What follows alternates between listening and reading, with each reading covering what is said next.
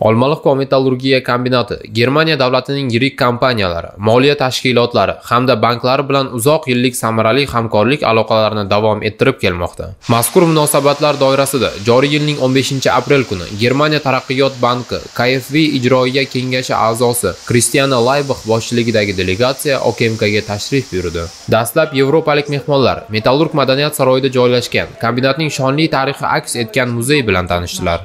So after it's commissioned, it will be the most environmentally friendly smelter. Navbatdagi manzil qalmoqir va yoshlik bir konlari bo'ldi. Bu yerda olib borilayotgan ish jarayonlari, ko'tarish quvvati 240 tonnani tashkil etuvchi avtoo'z ag'dargichlar faoliyati delegatsiya a'zolarida katta taassurot uyg'otdi. Men bugungi tashrifdan juda ta'sirlandim. Konlarning bu qadar keng va ulkanligini tasavvur ham qilmagan edim. Korxonangizdagi zamonaviy texnikalarni ko'rib, madanni qazib olishda katta salohiyatga ega ekanligini guvohi bo'ldim. Ushbu konlar chinakam boylik manbai, bebaho xazina ekan. Germaniya taraqqiyot banki KfW vakillari sifatida sizning loyihangizni katta qiziqish bilan kuzatmoqdamiz va ularni moliyaviy jihatdan qo'llab-quvvatlashga tayyormiz. Kelgusida hamkorlikni kengaytirish, birgalikda barqaror taraqqiyot sari dadil qadam tashlashlikni intiqlik bilan kutayapmiz.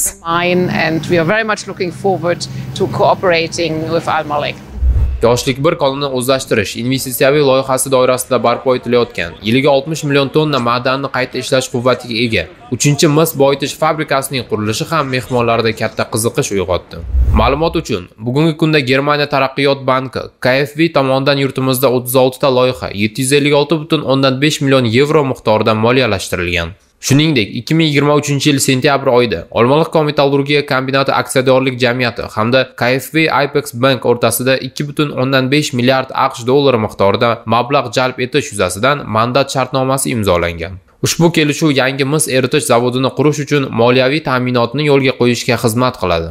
Mandat asosida KfW Apex Bank va AK Bank ishtirokida Metsa Autotech kompaniyasi bilan imzolangan bitimga asosan dastlabki to'lovlarni amalga oshirish uchun 206 million yevro miqdorida bridge kredit ajratilgan bo'lib, bu loyiha real bosqichga o'tganidan dalolat beradi. Xalqaro miqyosdagi manfaatli aloqalar korxona taraqqiyotining muhim omili sanaladi. Bu kabi uchrashuvlar esa nafaqat hamkorlikni, balki o'zaro do'stlik munosabatlarini mustahkamlashi bilan ham ahamiyatlidir. Payload is 240 tons of ore. Oh wow.